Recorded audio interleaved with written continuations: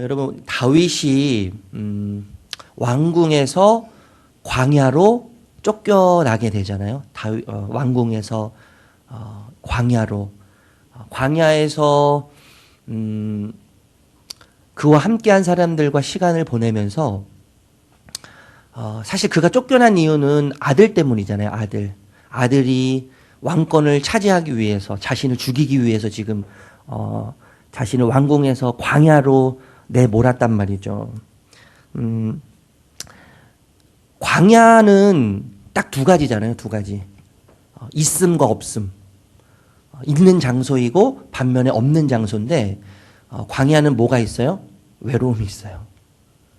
광야는 외로움이 있는 곳이고 그리고 두려움이 있는 곳이 광야죠. 네.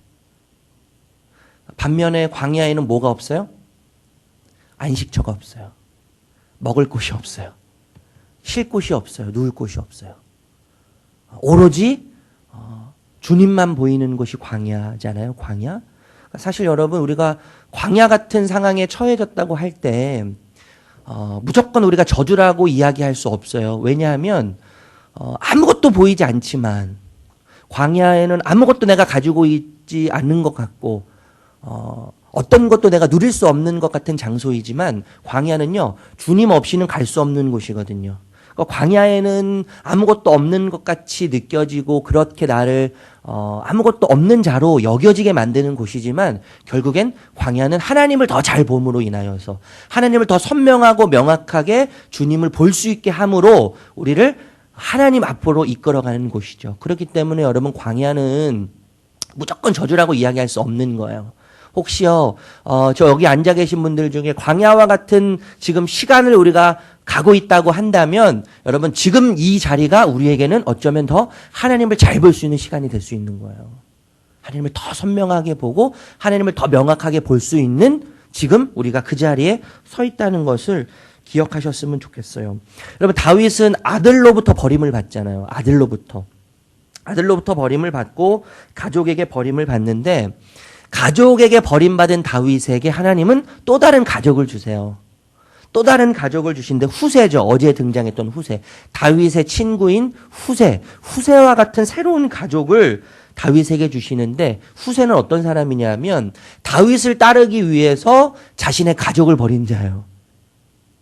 다윗을 가족으로 삼기 위해서 자신의 가족을 버린 자죠. 그래서 광야로 다윗과 함께 가는 자예요. 다윗과 함께 다윗을 가족으로 삼기 위해서 가족을 버렸을 뿐만 아니라 자신의 일상을 버린 자예요. 자신의 일상을 버리고 가족을 버리고 삶의 모든 터전을 버리고 일상을 버리고 안전을 버리고 다윗과 함께한 자가 후세죠. 후세. 그래서 여러분 하나님께서 다윗을 아들로부터 버림받게 하지만 결국엔 또 다른 가족을 이 다윗에게 붙여주심으로 하나님께서 약속하셨던 다윗의 영원한 왕국을 내가 이루겠다고는 이 약속을 이루어 가신단 말이에요. 이루어 가시는데 여러분 이 영원한 다윗의 이 왕국은 결국 예수 그리스도를 통해서 완성이 되거든요. 완성이 되는데 여러분 예수 그리스도께서 이 땅에 오셔서 우리를 가족 삼으시는 거예요. 가족. 다윗의 영원한 왕국을 통해서 하나님께서 궁극적으로 하시고자 하는 일은 뭐냐면 우리를 가족 삼으시는 거죠. 가족. 그것을 지금 후세라는 사람 또 앞전에 나오는 여러 제사장들의 이야기들을 통해서 우리에게 지속적으로 말씀하고 계시는 거예요. 하나님의 영원한 나라를 통해서 그 나라는 왕과 백성의 관계도 물론 우리에게 말씀하시지만 제가 예전에도 말씀드렸잖아요. 왕과 백성의 관계는 하나님께서 무조건 하나님의 권력과 힘으로 백성들을 다스리고 그들에게 강요함으로 그 왕의 명령을 따라오라는 그런 관계가 아니고 자신을 희생하심으로 백성을 사랑의 원리로 다스리시는 나라가 하나님의 나라거든요. 그 하나님의 나라에서 우리를 하나님의 백성으로 삼으시는데 백성으로 삼으실 뿐만 아니라 우리를 자녀로 삼으시는 거예요. 가족되게 하시는 거예요. 여기에 하나님의 궁극적인 하나님 나라의 목적이 있는 거예요, 여러분. 이것을 기억하셔야죠. 그래서 여러분 예수님은 결국 가족이 되기 위해서는 희생이 필요한 거잖아요. 후세가 다윗의 가족이 되기 위해서 자신의 모든 것을 포기했던 것처럼 예수 그리스도가 우리를 가족 삼으시기 위해서 아들, 딸 삼기 위해서 자신의 하늘 보좌를 희생하시잖아요. 그리고 우리를 가족 삼으시는 거예요. 하나님 아버지는 외아들 예수 그리스도를 이 땅에 보내시는 희생을 하심으로 우리를 그의 아들 삼으시고 딸 삼으시는 거죠. 이것을 여러분 계속 이야기 지금 하고 계시는 거예요. 후세는 여러분 모든 것을 다 포기함으로 다윗의 가족이 되었어요. 가족이 되었는데 다윗을 살리기 위해서 이제 간첩이 되어서 압살롬의 진영으로 함께 들어가게 돼요. 그리고 압살롬의 진영으로 들어가서 이미 아히도벨이라고 하는 전략가가 있었지만 물론 이 사람도 우리가 알듯이 다윗의 전략가였죠. 그런데 여러분 다윗을 배신하고 압살롬으로 가잖아요. 압살롬에게 갔고 이미 압살롬과 함께하는 아히도벨이라고 훌륭한 전략가가 있었지만 또 그와 못지않는 전략가인 후세가 압살롬과 함께함으로 지금 이 두 사람이 대립하고 있는 거예요. 그래서 오늘 우리가 읽었지만 이 본문에는요 아주 팽팽한 긴장감이 있어요. 긴장감. 서로 최고의 이스라엘에 있어서 최고의 전략가라고 이야기하는 이 사람. 특별히 아히도벨이 전략을 세우고 작전을 세우면 사람들이 어떻게 평가했냐면 하나님께서 말씀하셔서 하나님께서 응답하신 결과라고 사람들이 일반적으로 생각했어요. 그만큼 뛰어난 전략가였죠. 그럼 이 전략가 둘이 지금 오늘 본문을 통해서 우리가 읽어보면 아주 지금 팽팽하게 지금 긴장을 이루고 있는 거예요. 어떻게 하면 다윗을 포획할 수 있을까? 어떻게 하면 다윗을 사로잡을 수 있을까? 이거 가지고 지금 작전을 짜고 있는 거예요. 첫 번째 아히도벨의 작전을 보면 어제 본문이에요. 21절, 22절 우리 다시 한번 읽어볼까요? 사무엘하 16장이에요. 16장 21절, 22절 21절, 22절 어제 본문이에요. 읽어볼까요? 어제 본문 사무엘하 16장 21절, 22절 읽어볼게요. 시작. 아히도벨이 압살롬에게 이르되 왕의 아버지가 남겨두어 왕궁을 지키게 한 후궁들과 더불어 동침하소서. 그리하면 왕께서 왕의 아버지가 미워하는 바됨을 온 이스라엘에 드리리니 왕과 함께 있는 모든 사람의 힘이 더욱 강하여지리이다 하니라.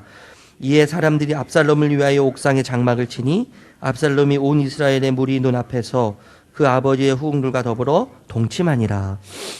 첫 번째 이 아히도벨이 세운 작전이 홍보 작전인데 이 홍보 작전의 궁극적인 목적은 위세, 이 압살롬의 위세를 드러내기 위한 작전이에요. 왕궁을 지키라고 다윗이 후궁들을 남겨놨죠. 후궁들을 남겨놨는데 그 남겨둔 후궁들과 함께 동침하라고 작전을 펼치는 거예요. 여러분 고대 근동 이 다윗이 살던 시대에 힘, 특히 이제 정력, 남자들에게 있어서 정력은 뭐와 비례했냐면 정치 권력과 비례했다 그래요. 그러니까 남자가 후궁이 많으면 많을수록 정치적인 힘도 강한 거예요. 그래서 후궁을 많이 사람들은 두려고 했죠. 왜요? 자신의 정치적인 힘을 과시하기 위해서요. 네. 그래서 지금 이제 아히도벨이 압살롬에게 홍보 작전을 펼치면서 위세를 드러내도록 하는 거죠. 여자들과 이 후궁들과 많이 자면 잘수록 관계를 많이 맺으면 맺을수록 어떤 거예요? 네, 자신의 정치적인 힘이 세다는 것을 보여주기 위해서 지금 이런 작전을 펼치고 있는 거죠. 그런데 여러분 동침하는 장소가 어디죠? 동침하는 장소? 참 독특하죠. 의도적이죠. 동침하는 장소가 어디예요? 옥상이에요. 옥상. 옥상은요 누구나 다 볼 수 있는 곳이에요. 여러분 당시에 건물이 높으면 얼마나 높았겠어요. 그러니까 지나가는 길거리에 지나가는 사람들은요 다 보이는 거예요. 옥상에서요. 옥상에 그런데 뭘 쳐요? 텐트를 쳐요. 장막을 쳐요. 장막은 마치 위장막 같은 거죠. 위장막. 그 사람들이 들락날락 거리는데 거기서 뭘 하는지는 알 수 없어. 사람들에게 호기심을 유발하는 거예요. 호기심. 저 장막 안에서 무슨 일이 일어날까? 근데 길거리에 지나가는 사람들이 보니까 그 장막 안에는 압살롬이 있고 다윗의 후궁들이 있는데 그 후궁들이 들락달락 거린단 말이죠. 들락달락 거리는데 거기에서는 이상한 소리가 들리기 시작하는 거예요. 그러면서 뭐예요? 사람들이 상상의 나래를 펴기 시작하는 것이죠. 그 소리를 들으면서 상상하기 시작하는 거예요. 여러분 압살롬은 그 장막에 오래 머물면 머물수록 왕으로서의 명성과 왕으로서의 힘은 강력해지는 거죠. 이 홍보작전이에요. 홍보작전. 두 번째 작전은 어떤 작전이냐면 밤에 다윗을 추격해서 다윗만 죽이려고 하는 작전이죠. 그럼 다윗은 지금 몸과 마음이 다 지쳐 있는 상태예요. 아들로부터 배신을 당해서 마음이 지쳐 있어요. 그리고 그 아들을 피해서 하루 종일 피신을 다녔기 때문에 몸이 지쳐 있죠. 그래서 밤이 되면 지쳐서 쓰러져서 잠이 들 수밖에 없는 상황이에요. 그러니까 모두가 지쳐 있어요, 지금. 그래서 그 지쳐 있는 그때에 기습 작전을 펴서 뭐 하겠다는 거예요? 다윗만 잡아오겠다는 것이죠. 그렇다면 여러분 전투할 필요가 없어요. 다윗만 잡아오면 돼요. 지쳐 있을 때 기습하고 있다가 매복하고 있다가 기습해가지고 다윗만 잡아오면 되는 거죠. 압살롬은 여러분 왕국에 앉아서 아히도벨이 다윗을 잡아올 때까지 기다리기만 하면 돼요. 모든 것을 다 아히도벨이 주도해 가니까 압살롬은요 수고할 필요가 없는 거예요. 수고할 필요가 없어요. 희생은 최소한이에요. 위험 부담이 적어요. 성공하면 가만히 앉아있는 압살롬은 영웅이 되는 거예요. 얼마나 좋은 작전이에요. 얼마나 훌륭한 작전이에요. 그런데 여러분 반대로 후세의 작전 보세요. 여러분 이걸 기억하셔야 돼요. 후세는 다윗과 지금 짰어요. 여러분 짜가지고 뭐 하고 있어요? 다윗을 구출하고 살리기 위해서 시간을 벌어야 되는 거예요. 다윗이 더 도망가거나 또 안전하게 숨기 위해서 시간을 벌어야 되는 거예요. 간첩이에요. 간첩. 여러분 후세도 아히도벨의 못지않은 전략가고 작전가죠. 그런데 여러분 이 후세가 작전을 펼치는데 오늘 8절 다시 한번 읽어볼게요. 8절 오늘 본문이에요. 8절 시작. 또 후세가 말하되 왕도 아시거니와 왕의 아버지와 그의 추종자들은 용사라. 그들은 들에 있는 곰이 새끼를 삼킨 것 같이 격분하였고 왕의 부치는 전쟁에 익숙한 사람인즉 백성과 함께 자지 아니하고. 지금 이 후세가 작전을 펼칠 때 사실 그대로를 이야기하는 거죠. 사실에 근거해서 지금 작전을 펼쳐요. 처음에는 그래요. 처음에는요. 작전을 펼치는데 다윗과 그와 함께한 용사들은 마치 곰이 새끼를 빼앗겼을 때의 그 용맹스러움을 가지고 있다는 거죠. 용맹스러움. 그러니까 가볍게 생각하면 안 된다는 거예요. 아히도벨이 세운 작전은 너무 가벼운 작전이고 다윗을 물러보는 작전이라는 거죠. 다윗을 물러보는 작전이라는 거예요. 다윗은 용사인데 그들은 지금 도망가는 상황에서 자기 새끼를 뺏긴 것 같은 곰과 같이 지금 용맹스러움, 아주 사납고 날카로운 상황에 있는데 그런 상황에 처해져 있는데 지금 너무 다윗을 과소평가한다는 거예요. 그래서 그가 제안하는 게 11절 12절이죠. 11절 12절 읽어볼게요. 11절 12절 시작. 나는 이렇게 계략을 세웠나니 온 이스라엘을 단부터 브엘세바까지 바닷가에 많은 모래같이 당신께 모으고 신이 전장에 나가시고 우리가 그 만날 만한 곳에서 그를 기습하기를 이스라엘 땅에 내림같이 우리가 그의 위에 덮여 그와 그와 함께 있는 모든 사람을 하나도 남겨두지 아니할 것이요. 그가 세우는 작전이 뭐예요? 단에서 브엘세바까지. 이 말은요. 단이라고 하는 것은 북쪽에 있고 브엘세바라고 하는 것은 남쪽에 있는데 우리나라 말로 하면 이거죠. 옆에도 그런 표현이 있지만 백두산에서부터 한라산까지요. 그러니까 전국을 말하는 거예요. 전 영토. 이스라엘의 전 영토에서 군인을 모으자는 거죠. 군인을 모아서 전면전을 펼치자는 거예요. 전면전이요. 전면전을 펼치는데 그 전면전을 진두지휘하는 사람이 압살롬 당신이어야 합니다라는 거죠. 당신이 하지 않고서는 우리가 다윗을 잡을 수 없고 포획할 수 없으니까 압살롬 당신이 직접 전면전이 펼쳐지는 앞에서 전쟁 맨 앞에서 진두 지휘 하셔야 합니다. 그런데 여러분 이 전쟁은요 이렇게 하면 전국에서 군대를 모아야 되니까 시간이 오래 걸려요. 그렇죠? 시간이 얼마나 오래 걸리겠어요? 그리고 압살롬이 직접 전투 현장에서 지휘하고 싸워야 되니까요. 죽을 수 있는 위험 부담이 커지는 거예요. 그런데 여러분 더 어처구니 없는 이 후세의 작전이 뭐냐면 13절이에요. 13절 읽어볼게요. 13절 시작. 또 만일 그가 어떤 성에 들었으면 온 이스라엘이 밧줄을 가져다가 그 성을 강으로 끌어들여서 그곳에 작은 돌 하나도 보이지 않게 할 것이니이다 하매. 더 어처구니 없는 작전을 세우는데 만약에 다윗이 성에 숨었으면 그 성에 숨어있는 다윗을 어떻게 잡는지를 이야기하는데 어떻게 잡아요? 밧줄을 이용한다는 거예요. 밧줄을 이용해서 그 성을 묶는다는 거죠. 웃음이 나오시죠? 밧줄을 묶어가지고 그 밧줄을 끌고 성을 옮긴다는 거예요. 그래서 어디로 가져가요? 그 성을요? 강으로 끌고 간다요. 강으로요. 웃기지 않으세요, 여러분? 참 어처구니 그 왜 물맷돌 갈 때 손잡이를 뭐라고 하죠? 어처구니라고 하거든요. 그래서 어처구니가 없는 거예요. 이런 경우를 두고 그렇게 얘기하는 거. 어처구니가 없다. 물맷돌을 갈 수가 없잖아요. 다윗이 다윗과 함께 했던 후세, 최고의 전략가고 지략가라고 할 수 있는 이 후세가 내리는 작전이 이거예요. 밧줄을 이용해서 성을 묶어서 그 성을 강으로 끌고 간다는 거예요. 강으로 끌고 가서 돌 하나도 남지 않도록 다 끌고 가서 잡는다는 거예요, 다윗은. 이거 말도 안 되는 소리죠. 정말 어처구니 없는 이야기 아니에요? 우리는 알아요, 여러분. 왜 후세가 이런 이야기를 하는지, 왜 후세가 이렇게 어처구니 없고 말도 안 되는 이야기를 하는지 우리는 알아요. 왜요? 그는 다윗의 간첩이고 첩자이기 때문이죠. 그래서 그의 역할은, 후세의 역할은요, 다윗이 잘 도망가도록 돕는 일이에요. 돕는 일. 그를 보호하는 일이죠. 그런데 여러분, 질문을 드려볼게요. 여러분, 내가 압살롬이라면 누구의 작전을 선택하시겠어요? 네? 누구의 작전을 하시겠어요? 당연히 아히도벨이죠. 아히도벨. 여러분, 아히도벨의 작전은요, 너무너무나 명쾌하지 않아요? 명쾌하고 확실하고 그 말대로 하면 반드시 이길 것 같아요. 성공할 것 같아요. 압살롬은 왕궁에 앉아서 아히도벨이 다윗을 잡아올 때까지 기다리기만 하면 돼요.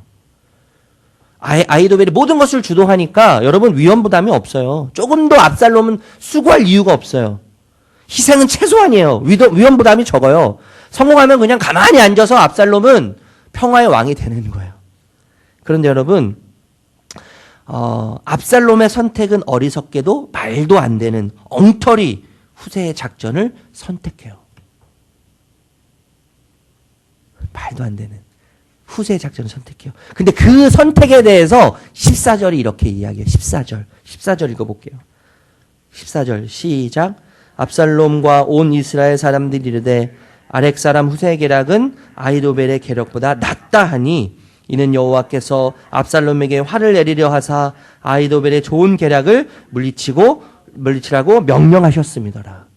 아히도벨의 작전과 후세의 작전 중에서 훨씬 더 현명하고 지혜롭고 성공하기 좋은, 훨씬 더 압살롬에게 유리한 작전은 아히도벨의 작전이었어요. 그렇지만 압살롬은 아히도벨의 작전을 선택하지 않고 후세의 작전을 선택하는데, 이 후세의 작전을 선택하는 이 일에 대해서, 어리석은 후세의 계략을 선택하는 이 일에 대해서 이렇게 이야기하는 거예요. 여호와께서 압살롬에게 화를 내리려 하사 아히도벨의 좋은 계략을 물리치라고 명령하셨는데 누가 명령하셨어요? 여호와께서 명령하셨다라고 이야기하는 거예요. 여러분, 이 선택은 그러니까요, 순전히 압살롬의 선택인 것 같지만 압살롬의 선택이 아니죠. 하나님의 작전과 하나님의 계획에 의해서 압살롬이 사용되었을 뿐이에요. 압살롬은 사용되었을 뿐이고, 하나님의 작전과 하나님의 계획에 의해서 압살롬이 선택한 압살롬의 선택이 아닌 하나님의 선택이고 하나님의 명령이라는 거죠. 하나님의 명령이고 하나님의 선택이에요. 여러분, 이 선택의 이야기 속에 하나님은요, 아주 은밀하고 조용하게 보이지 않게 하나님의 주권을 행사하고 계세요. 여러분, 그 16장 앞쪽에 보면 시므이가 다윗을 저주하잖아요. 꺼져. 이렇게. 그 시므이의 저주가 한마디로 이거거든요. 꺼져, 다윗. 너 같은 다윗은 꺼져. 왕과 같지 않은 너는 꺼져라. 이거거든요. 그 꺼지라고 저주할 때 다윗이 뭐라고 이야기해요? 하나님께서 그에게 명령하는 것이니 그냥 놔둬라. 이렇게 이야기해요. 여러분, 이 작은 선택, 어떻게 보면 작은 선택이라고 이야기할 수도 있겠고, 어떻게 보면 다윗의 일평생 생명과 다윗의 모든 것을 결정할 수 있는 선택이라고 할 수 있겠지만, 이 작은 선택에 지금 하나님이 개입하시고 간섭하고 계시다는 거예요. 하나님은 지금 보이지 않게 은밀하게 조용하게 하나님의 주권을 행사하고 계시는 거예요. 여러분, 이 이야기는 거짓의 이야기잖아요. 살인의 이야기잖아요. 배신과 교활함과 속임의 이야기로 가득 차 있잖아요. 그런데 우리가 지금 써내려가고 있는 우리들의 삶의 이야기가 다 이런 소재들로 이루어져 있지 않아요? 그죠? 다윗의 이런 죽음의 이야기, 살인의 이야기, 배신의 이야기, 교활함과 속임의 이야기는 우리 삶의 소재들이에요. 다 우리들의 이야기예요. 우리들의 이야기. 이 복잡하게 뒤얽힌 상황에서 하나님은 지금 뭐하고 계세요? 개입하고 계시죠. 간섭하고 계시죠. 그리고 하나님의 거룩한 약속, 내 집과 내 나라가 영원히 보존되리라 라고 하는 영원한 왕국에 대한 약속을 하나님은 지금 개입하시고 간섭하심으로 거짓과 살인과 배신과 교활함과 속임의 이야기 속에 개입하시고 계심으로 그 약속을 하나님은 지금 이뤄가고 계시는 거예요. 이런 하나님의 개입과 간섭을 하나님의 주권이라고 이야기해요. 하나님의 주권. 하나님의 주권. 여러분, 하나님 주권하면 가장 먼저 떠올리는 것이 있어요. 뭐냐면 하나님이 주장하신다는 거예요. 하나님이 주장하신다. 이게 주장한다는 말은 통치하신다는 말이거든요. 저는 이 말이 참 좋아요. 하나님 주장하신다. 때로는 실패해도 하나님이 뭐 하신다고요? 주장하시는 거예요. 때로는 고통스러워도 하나님이 뭐라고요? 하나님 주장하셔요. 여러분, 이걸 기억하셔야 돼요. 이 주장한다는 말은요, 국가적인 차원이든 개인적인 차원이든 우리에게 유익이 되지 않는다면 어떤 일도 하나님은 우리에게 허락하시지 않는다는 거죠. 그런데 우리에게 유익하다면 하나님은 우리가 고통스럽다 할지라도 그 일을 뭐 하세요? 허락하세요. 이게 하나님의 주장하심이에요. 주장하심. 하나님의 통치. 하나님이 우리의 유익을 위해 계획하지 않으신 것은 어떤 것도 우리 삶에 들어올 수 없어요. 들어올 수 없어요. 그런데 우리 삶에 유익한 일이라면 하나님은 그 일을 우리에게 허락하시죠. 이게 하나님의 주권이고 하나님의 통치고 하나님의 주장하심이에요. 주장하심. 그래서 여러분, 우리에게 우리의 삶을 읽어낼 때 하나님의 주권이라고 하는 렌즈로 읽어낼 수 있는 은혜가 필요한 거예요. 하나님의 주권, 하나님의 통치, 하나님이 주장하심이라고 하는 렌즈로 우리의 삶을 읽어내려고 하는 몸부림이 우리에게 필요한 거예요. 여러분, 그렇게 우리의 삶을 읽어낼 때 우리에게 확신이 주어지죠. 하나님이 주장하신다는 확신. 하나님이 통치하신다는 확신. 그리고 그렇게 삶을 읽어낼 때 하나님의 주권과 하나님의 통치라는 렌즈로 우리의 삶을 읽어낼 때 우리는 확신과 더불어 자유함이라고 하는 선물을 받게 되는 거예요. 자유함. 여러분, 자유하게 되는 거예요. 어떤 고통으로부터 자유할 수가 있죠. 왜요? 하나님이 주장하시기 때문이에요. 하나님 주장하시기 때문에. 하나님이 통치하시기 때문이죠. 하나님의 주권 속에서 비록 우리 삶의 이야기들이 소재들이 거짓이고 살인이고 배신이고 교활함이고 속임수의 이야기들로 가득 차 있지만 하나님은 선하시기 때문에, 하나님은 옳으시기 때문에 그 하나님께서 우리의 삶에 개입하시고 간섭하심으로 다윗에게 약속하셨던 그 약속을 이루어가고 계시고 반드시 이루실 그 하나님이 우리에게 우리의 삶을 이끌어 가시고 우리의 삶을 주장하심으로 통치하심으로 다스리심으로 지금은 고통스럽지만, 지금은 아프지만, 지금은 쓰리지만, 그렇지만 하나님이 주장하시기 때문에, 옳으시고 선하신 그 하나님이 우리의 삶을 이끌어 가시기 때문에 반드시 승리할 것이라고 하는 확신, 안전할 것이라고 하는 확신, 그렇기 때문에 그 속에서 자유를 경험하게 되는 거죠. 아멘. 오늘 본문이 이 이야기를 우리에게 하고 있는 거예요. 여러분, 그래서 중요한 것은 그거예요. 우리의 삶을 하나님의 주권이라고 하는 렌즈, 하나님의 통치라고 하는 렌즈로 읽어내는 거예요. 읽어내는 거. 그렇게 읽어낼 때 하나님이 주시는 안전이 우리에게 있고, 하나님이 주시는 평안이 우리에게 있고, 하나님이 주시는 자유함과 확신이 우리에게 흘러넘치시기를 주님의 이름으로 축복합니다. 기도하겠습니다.